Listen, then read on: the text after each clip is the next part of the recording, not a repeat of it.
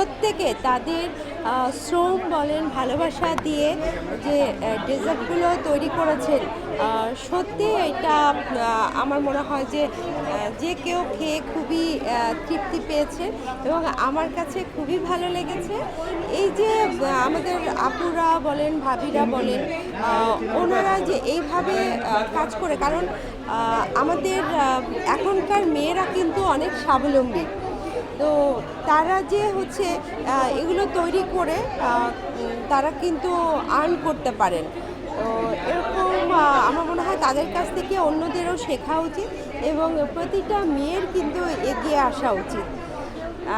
আজকে এই প্রোগ্রাম সত্যিই খুবই ভালো লাগার মতো। এরকম হচ্ছে যদি সবসময় প্রোগ্রামগুলো হয় এবং এখান থেকে অনেক কিছু শেখার আছে আমাদের প্রত্যেকের। তাই সবাইকে বলবো যে আমাদের এই আপুদের জন্য ভাবিদের জন্য অনেক অনেক দোয়া করবেন এবং এরকম যদি হচ্ছে ডেজার্ট ইভেন্ট হোক বা ফুডের ইভেন্ট হোক, এগুলো হচ্ছে প্রতিনিয়ত হচ্ছে করা উচিত। না না, আমি আসি কিছুদিন আগেও শীতের সময় আমি একটা পিঠা মেলা ছিল, পিঠা মেলারও আমি জাজ হিসাবে ছিলাম।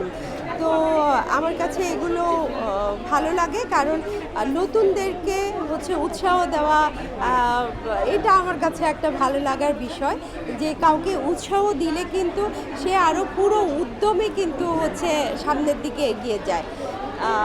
এই ব্যাপারগুলো আমার কাছে খুব ভালো লাগে এবং আমি যে কোনো কাজে সবাইকে আসলে উৎসাহ দিতে পছন্দ করি।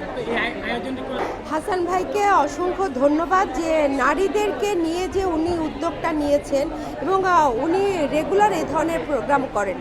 তো হাসান ভাইয়ের মতো আমার মনে হয় অন্যান্য আমাদের ভাই যারা আছেন তাদেরও এই ধরনের উদ্যোগ নেওয়া উচিত এবং নারীদেরকে এগিয়ে নেওয়ার জন্য এই ধরনের পদক্ষেপ নেওয়া খুবই জরুরি।